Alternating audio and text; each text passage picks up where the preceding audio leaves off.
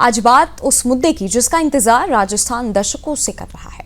बात पानी की, बात अधिकार की और बात उस उम्मीद की जो अब हकीकत के ओर करीब दिखाई दे रहा है।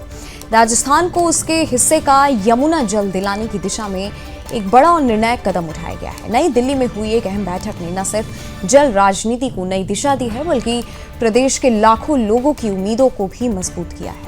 दिल्ली में मुख्यमंत्री भजनलाल शर्मा, केंद्रीय जल शक्ति मंत्री CR पाटिल और हरियाणा के मुख्यमंत्री नायब सिंह सैनी के बीच महत्वपूर्ण बैठक हुई। इस बैठक में यमुना जल परियोजना के क्रियान्वयन और मेमोरेंडम ऑफ एग्रीमेंट यानी कि MOA के प्रमुख बिंदुओं को अंतिम रूप दिया गया। यही नहीं, सालों से चर्चा में रही किसाऊ बांध परियोजना पर भी गंभीर मंथन हुआ।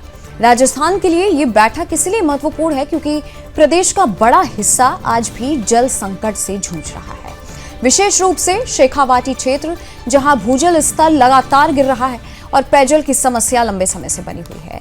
ऐसे में यमुना जल परियोजना केवल एक सरकारी योजना नहीं, बल्कि लाखों परिवारों की उम्मीदों का आधार बन चुकी है।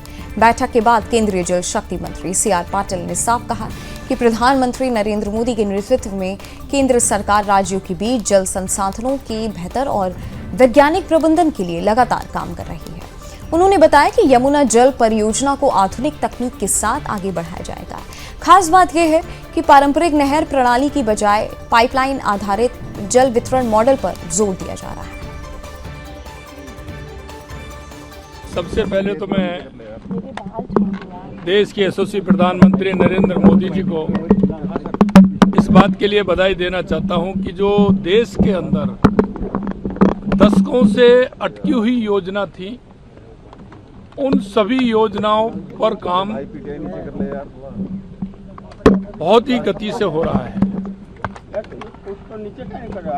और आज आप देख सकते हैं कि सभी राज्यों को